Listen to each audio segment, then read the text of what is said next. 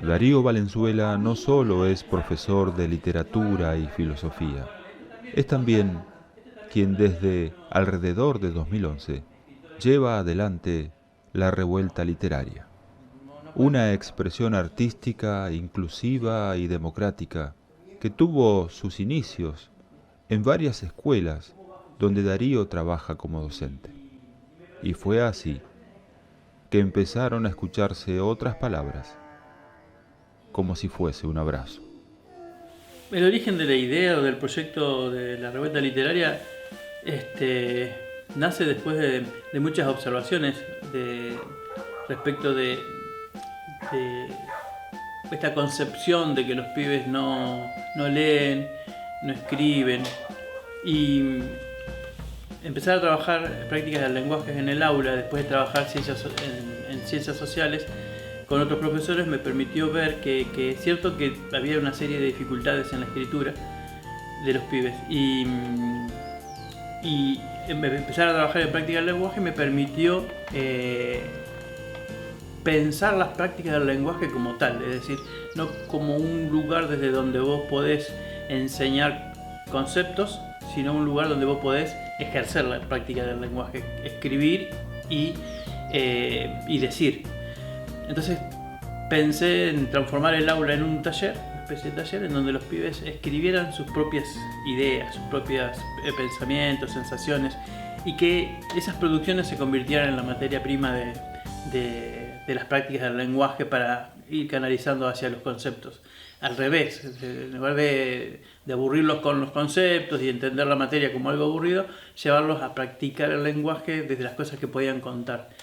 A lo que se les sumó la posibilidad de que visiten escritores del aula, que fueran no como escritores a decirse ellos, sino como escritores a escuchar a las nuevas voces, a los pibes con sus ideas, y hacerles devoluciones respecto de eso y incentivarlos, que creo que es la mejor manera que tiene un escritor para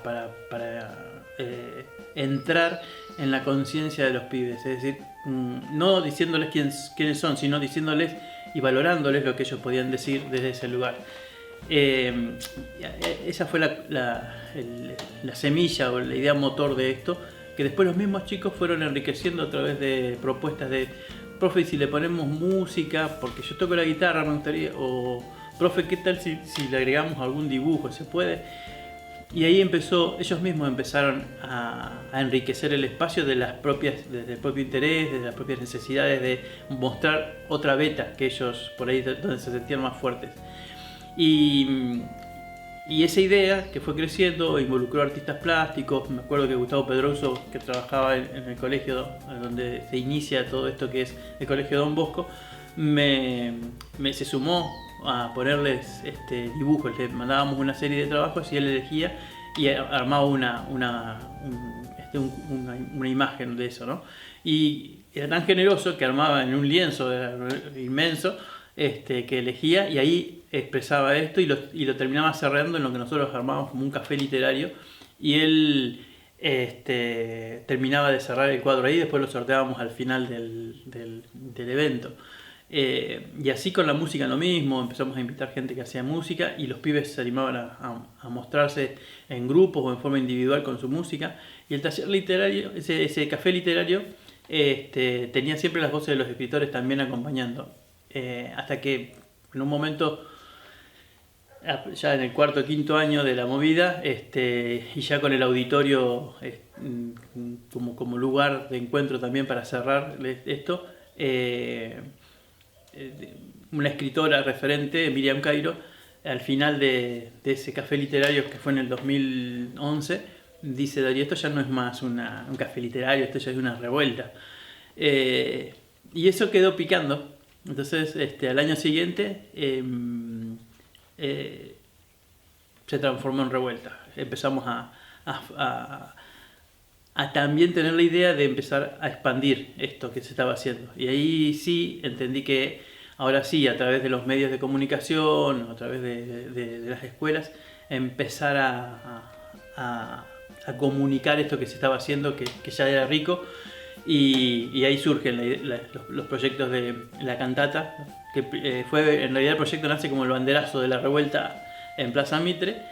y los chicos de las escuelas que querían participar tenían que armar una bandera con algún motivo que tenga que ver con la literatura y la poesía, etcétera, etcétera. Entonces se sumaron 5 o 6 escuelas en ese momento y todas con distintos grupos llevaban banderas y nosotros llevábamos artistas plásticos que habían hecho alguna exposición, que tenían algunas cosas para exponer en la misma plaza y gente de la música que nos acompañara para que los pibes también cantaran con ellos.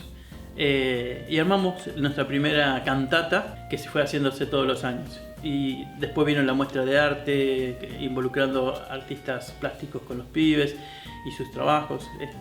encuentro con escritores y alumnos, encuentro de profesores y escritores, el primer libro, bueno,